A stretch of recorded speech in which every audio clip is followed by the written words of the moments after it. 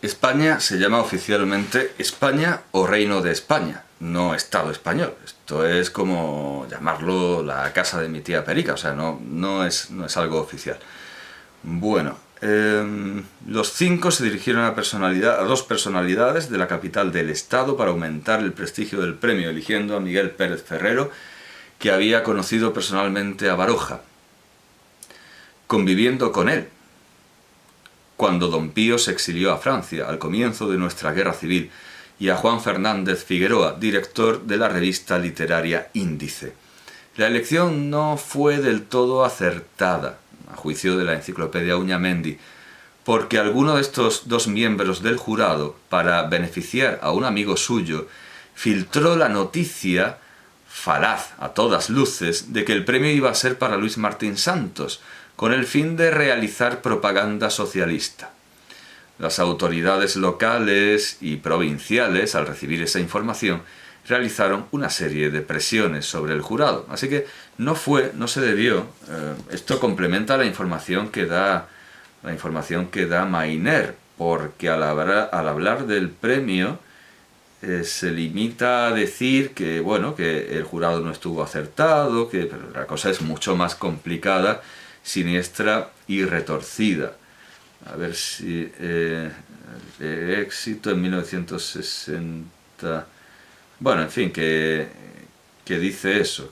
Esto es 1956. Aquí está. Este último año es el de 1962, es el de la publicación de Tiempo de Silencio, una novela que había sido presentada al premio Pío Baroja y declarada finalista por un jurado de escasa clarividencia. Bueno, al final parece que el que tiene poca clarividencia y no ve todo lo que hay ahí detrás es Mainer, porque la cosa es para echarle de comer aparte y es mucho más complicada de lo que parece, como todo. Nos cuentan una versión simplificada del franquismo, de la transición, hay una serie de conspiraciones, que luego todo parece muy plano. Es como La noche americana de Truffaut.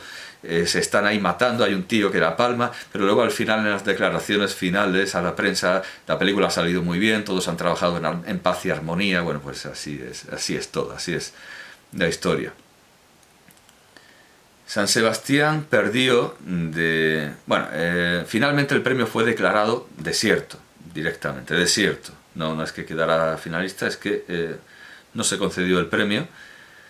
Esta triste y rocambolesca historia impidió que se convocara un segundo premio Pío Baroja de novela, o sea que se presentó al Pío Baroja y desapareció el Pío Baroja, por su culpa, entre otras cosas, por presentarse y por ser socialista y haber dado la excusa para hundir el premio.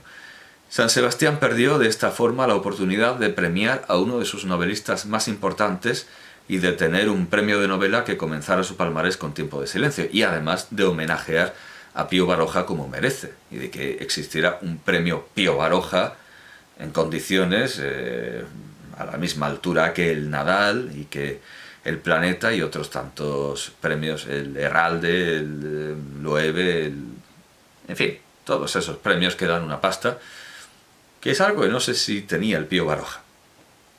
No sé si la dotación económica ni siquiera existía. Su vida y la de algunos de los que le rodeaban, dice la enciclopedia Auñamendi, tuvo un final trágico el 3 de marzo de 1963. Se produjo el fallecimiento de su esposa, Rocío Lafont, por... menudo follón. Vaya, pues Mainer dice en esa página que yo he leído, por un accidente de tráfico. Como él, ¿verdad? Como él. Según esto, por un escape de gas. Ella tenía tan solo 33 años. No transcurrió ni siquiera un año cuando, a consecuencia de un accidente de circulación ocurrido en las proximidades de Vitoria, fallecía Luis Martín Santos. 21 de enero de 1964.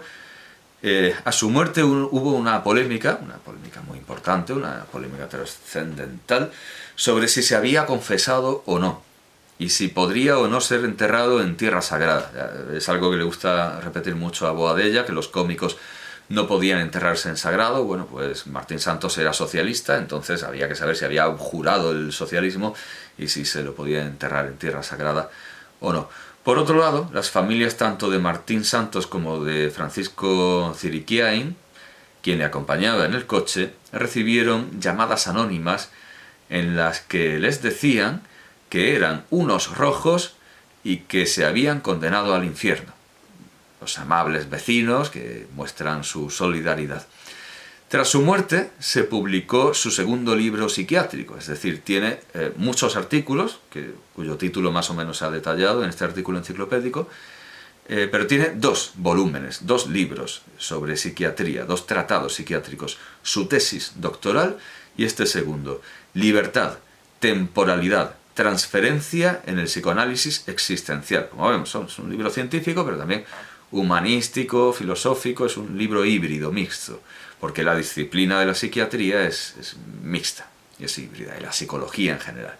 La propia palabra psicología que pide que exista algo que podemos llamar alma, en el que se observa una evolución de su pensamiento psiquiátrico. Sí, pero sí, se detalla un poco. A partir del año 56 había descubierto la psicología profunda y la obra de Freud, o sea, en el 56. Pero bueno, es normal, claro, porque Freud estuvo perseguido, prohibido, y luego, como muchas cosas que son prohibidas o perseguidas, llega a la oficialidad, llega a ser la doctrina oficial, asumiendo el psicoanálisis como técnica terapéutica, aunque bajo la óptica de Sartre. No quiero imaginarme lo que puede ser un freudiano sartriano.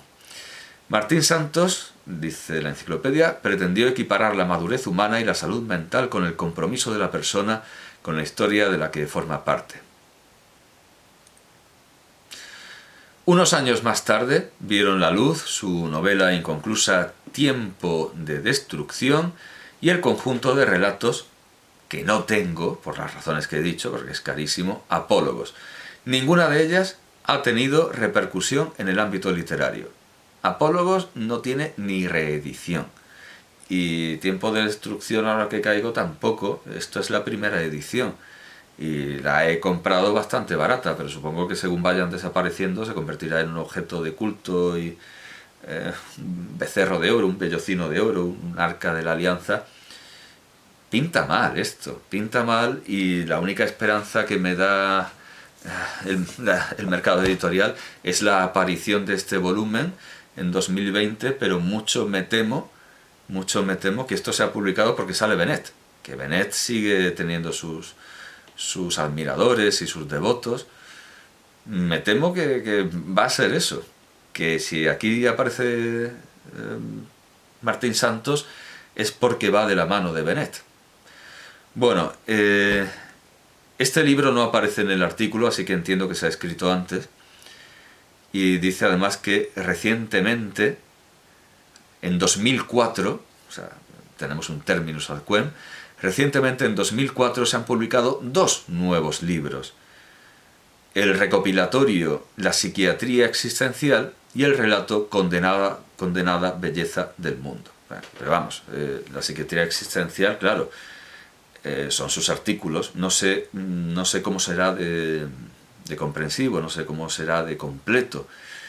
De la condenada belleza del mundo ya sabemos que es un relato, ya está. Bueno, que queda mucho trabajo por hacer con Martín Santos, que para ser un autor cuyo estudio es obligatorio, y obligatorio quiere decir obligatorio para todos los españoles, para el 100% de los españoles, aunque bueno, se deja más bien para el bachillerato, aunque no, en cuarto de eso se lo puede ver.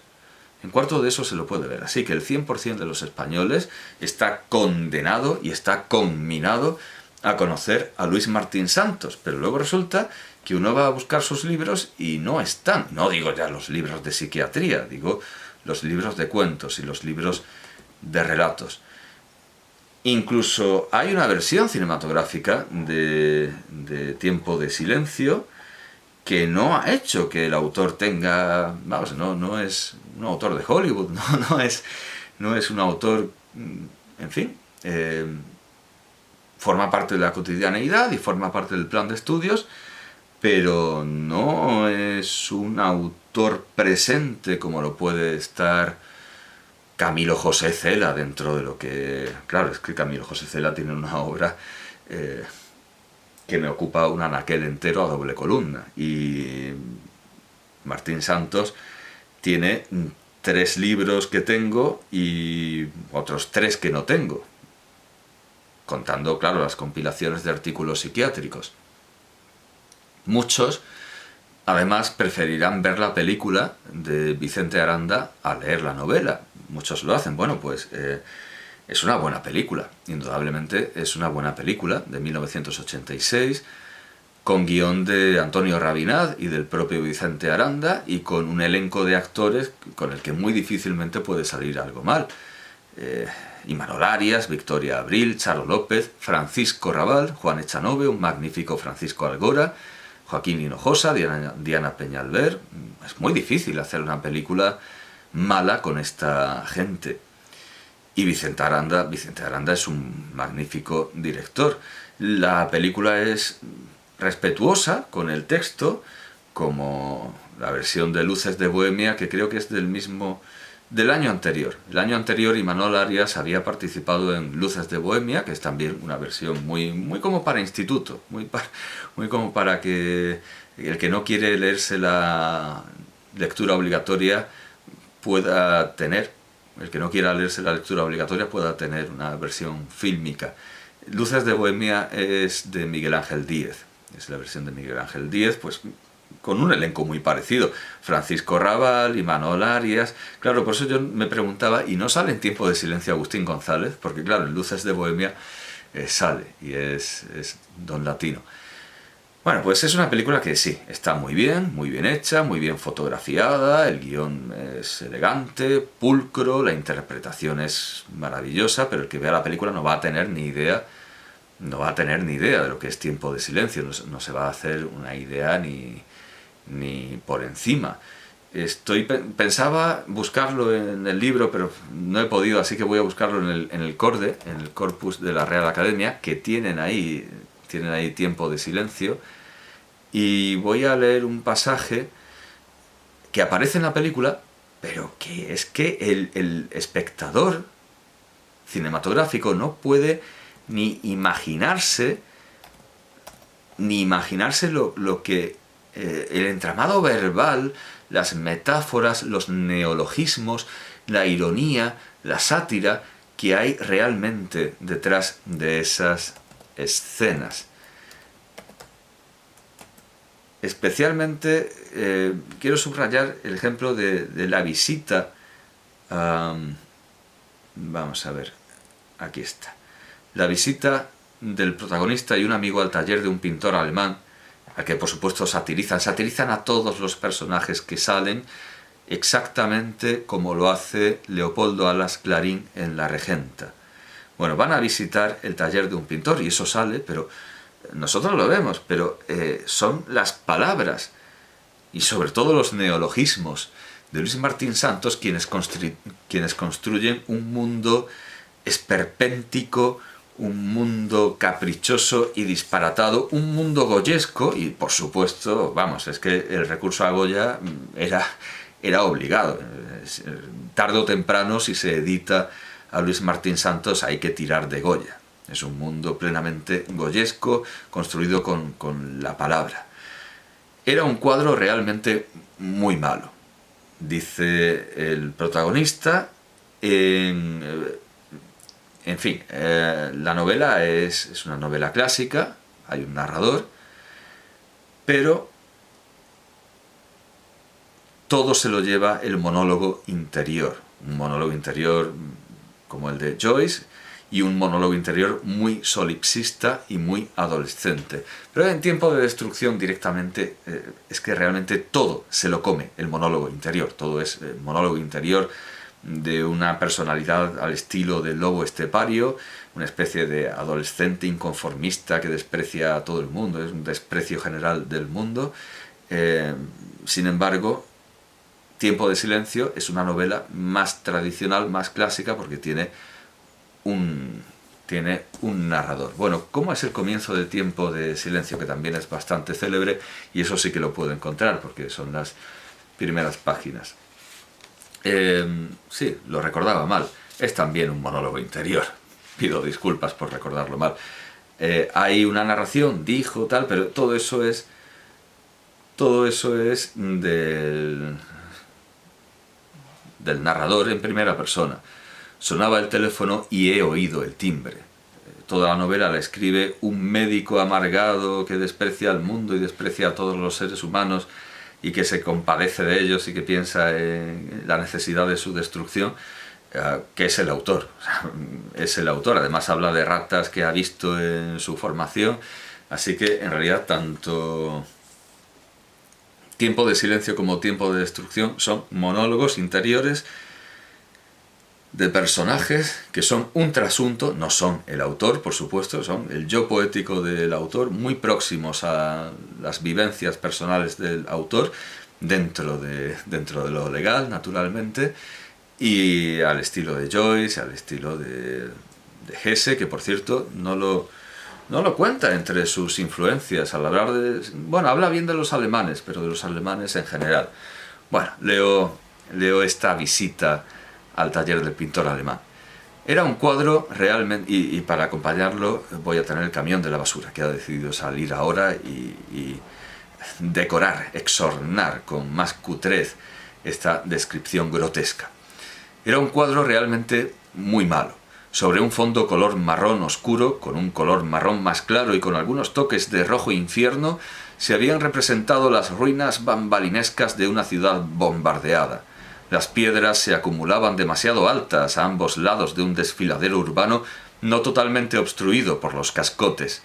El argumento de la composición consistía en una gran muchedumbre de seres aparentemente humanos, pero más bien formiciformes, de tamaño muy inferior al normal. Tales seres, componiendo una especie de vasto río, descendían a borbotones hacia el primer plano del cuadro. En las revueltas gesticulaciones de aquel mundo insectívoro y sucio parecía querer expresarse una desesperación colectiva en la que al padecer infinitos sufrimientos se acompañara... en la que el padecer infinitos sufrimientos se acompañara de la conciencia de la estricta justicia con que habían sido merecidos. El carácter fecaloideo del cuadro y la vermiculosidad de sus protagonistas no eran obstáculo para que fuera mirado con el fervor con que al hijo recién nacido mira una madre, no un padre, por el ebrio, apenas sintactante, buen pagador, humorista constatatorio, brujo de la noche del sábado, que para contemplarlo quería absolutamente, necesariamente, arrancarles al disfrute, tanto más grato por contraste, de la eternidad de hastío en forma de piel rosada. Bueno, esto evidentemente en el guión de Rabinat y de Vicente Aranda no sale. En toda la película se escuchará una palabra similar ni por asomo a formiciforme, es decir, con forma de hormiga, o vermiculosidad, es decir, cualidad y semejanza con las lombrices, con los vermes, o se hablará del carácter, este magnífico hallazgo neológico enormemente expresivo, nos hablará del carácter fecaloideo del cuadro, que como se ha dicho está pintado en color marrón oscuro con un color marrón más claro. La película es una película costumbrista habitual, con Paco Rabanne, con Imanol Arias. Es una película en un lenguaje castizo, comprensible. Desde luego, ni por asomo aparece el verdadero verbo, la auténtica prosa de Luis Martín Santos. Así que se puede disfrutar la película, aunque es un poco triste, un poco deprimente. Un buen retrato de Madrid antes de ser lo que ahora conocemos como Madrid, cuando Madrid era ese poblachón manchego del que hablaba Galdós, convertido en barrios y descampados de chabolas. La película está muy bien, pero que nadie se prive de leer al verdadero, descacharrante, desopilante, excesivo en tantísimos aspectos libro de Luis Martín Santos, y que luego puede enganchar más y y más. Leer a Martín Santos es un placer tan poco moderado y tan carnavalesco, tan grotesco, tan goyesco, que no es sin razón que me sorprenda de que haya pervivido en unos libros y unos planes de estudios tan tendentes a hacernos todos la misma persona y a que pensemos lo mismo. Cierto es que esto de pensar que el mundo es despreciable, que vivimos en el peor de los mundos posibles, todos los adolescentes en realidad piensan igual. En este soy diferente a todos los demás, para bien o para mal, resulta que en realidad todos los adolescentes piensan igual.